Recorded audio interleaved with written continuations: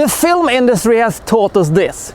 You can basically do anything you want to and it can work. You can combine war and comedy and it can work. It worked in Catch-22. It worked in Kelly's Heroes. It worked in MASH. You can even make movies about the Holocaust and work humor into that one too. Life is Beautiful is the ultimate example of that, one of my favorite comedies of all time.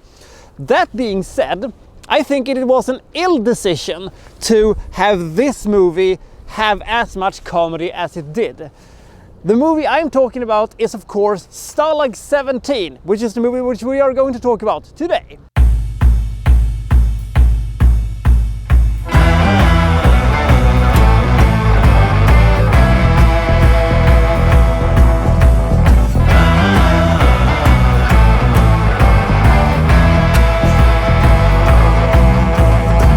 Stalag 17 is a German prisoner of war camp which houses a lot of Americans, mostly sergeants in this, big barracks, and they are trying to pass the time by engaging in different kind of shenanigans or little, ribs on the Germans and stuff like that. Our main character is Stefan, played by William Holden. He's a big old cynic who uses the time to try to bribe the guards to give him special perks like cigarettes and cozy stuff and stuff that he can sell on and make money of and stuff like that.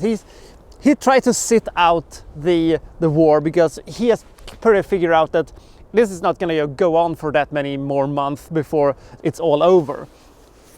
And he says that escaping from this place is a bad idea. You'll get shot and stuff like that. The rest of the inmates kind of looks down on him, but they can still use him for getting certain stuff like that because he's sort of like their middleman with the guards. The problem is that there is an attempted breakout from Stalag 17. Two men that have been trying to escape, but they're met by machine guns of the waiting Nazis, and they figure out that they must have a traitor among them, somebody who is slipping information to the Germans, because they always seems to be on top of things, and they always seems to know what they're up to, and they always seems to be one step ahead of them. Who is it? Is it Stefan? Tension is rising within Stalag 17. At the same time, there comes a very high profile inmate to the camp, Dunbar, played by Don Taylor. And he's not just anybody. He is a man who has blown up a Nazi ammunition train, and he's going to be taken to Berlin to be basically executed because he has done this big damage to them. Stalag 17 is equipped with one fantastic story.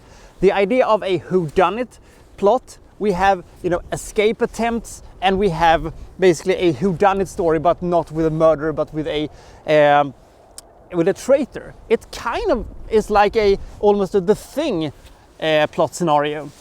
I also love all of these escaping from prison stories and stuff like that. So what do you do with a story like that? Well, you turn it into a comedy, of course.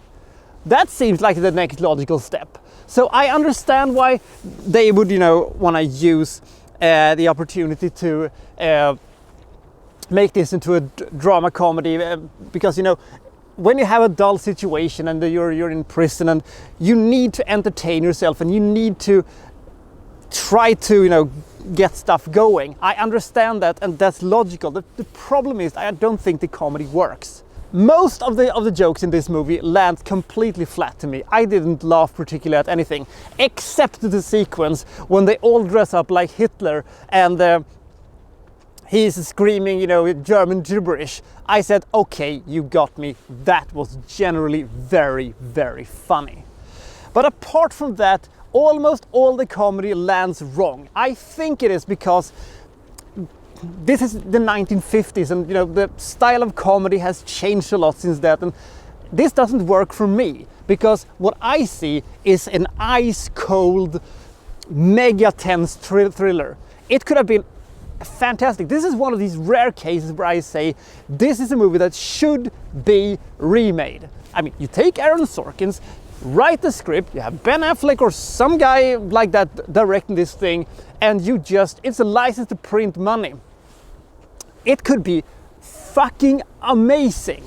But we'll have to do with this one, I guess. It is a big classic, and I understand why it is a big classic. It is a movie that fits together very nicely. And if you like the comedy, you'll have a great time. But you have to look beyond the comedy, because you will be rewarded in the end. Because the last 15 minutes of this movie is a complete redeemer of the entire movie. It is fucking amazing. The tension, how cleverly everything is designed. This is the movie that we should have gotten all along. Not all of these very long and very contrived humorous bits that I didn't think really fitted into the whole thing. It is a styles clash, but that ending, Jesus, what a great freaking ending.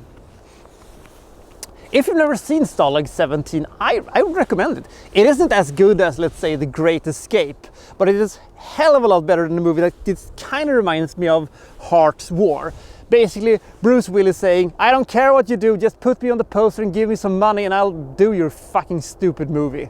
That movie is not very good. This one really is. It may sound like I'm not liking this movie, but I think this movie is really, really good. The problem is that it could have been so much better, and whenever that happened, I get a little, couldn't you just have done this and this and this? And you would have, gotten a fantastic movie. Now we don't, and it's a little bit of a shame.